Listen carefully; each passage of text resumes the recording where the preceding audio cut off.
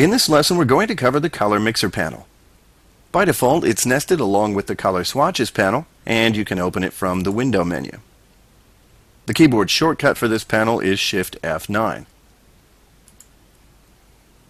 The upper left portion of this panel should look familiar, because it's exactly the same as the color selection area of the Tools panel.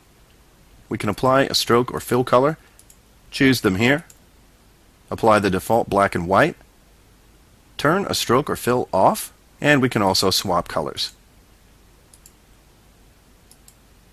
The Color Mixer panel, though, gives us direct access to some of the more advanced functions of color picking. These are the functions that normally we would have to access by clicking the swatch here and then choosing our system color picker. You can see that we can specify red, green, and blue values. We can also specify an alpha value directly, or we can drop in hex code or use the color picker here. Down at the bottom, the Color Mixer panel gives us a preview of our currently selected color. But it actually does more than that.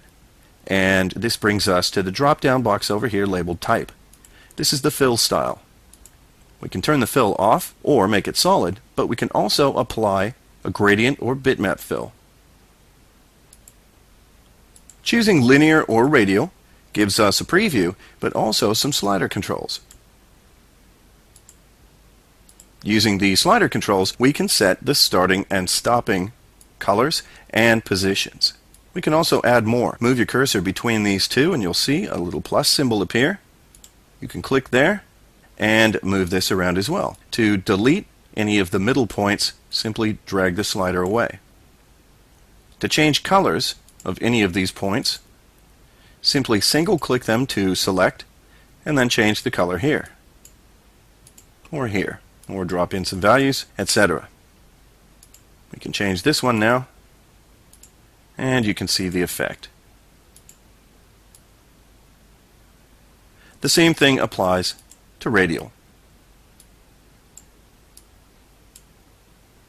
Also, up here just below the Type drop-down box, we have an Overflow drop-down box. And this is new for Flash 8. It's only available if you're publishing for version 8 of the Flash player. By default, if we create an object and fill it with either a linear or radial fill, and we then use the Gradient Transform tool to change the fill, at the edges of the fill, it just continues with the ending point. We can change this though. I'll select the object and choose the next mode. This mode is called Reflect. When the gradient reaches its limit, it's turned upside down and repeated in the opposite direction. And this will continue on indefinitely. Let's look at the next mode. This one is called Repeat. Instead of being flipped around, it simply repeats from the starting point. In this case, the lighter color at the center of the gradient. Let's turn this to linear and see what happens. This, of course, resets the fill, so we'll need to use the Gradient Transform tool again. Now you can see that the fill is simply repeated. Next, we have a linear RGB control, and this simply creates an SVG compliant gradient. SVG stands for Scalable Vector Graphics, and they handle gradients a little bit differently. Select this and you can see that our gradient changes.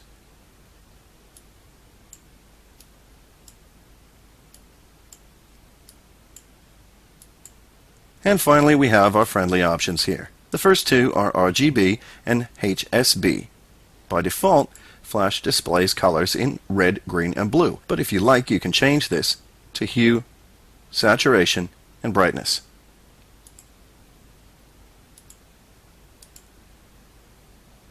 All of these options at the bottom are the same as the other panels, so we're going to end with the Add Swatch option.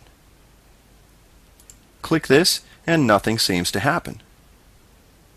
In actuality, something has happened, but it's over in the Color Swatches panel, which we're going to cover in the next lesson.